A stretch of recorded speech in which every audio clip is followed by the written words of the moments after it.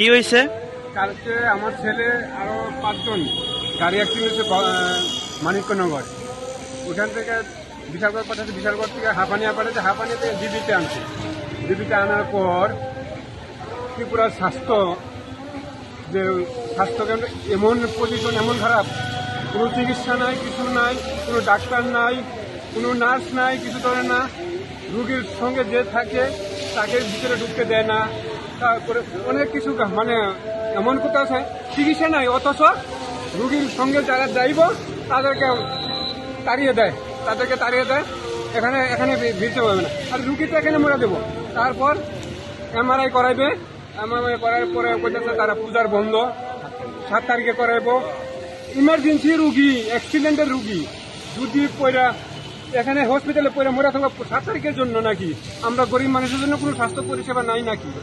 আমি দাম চাই ত্রিপুরা সরকারের কাছে।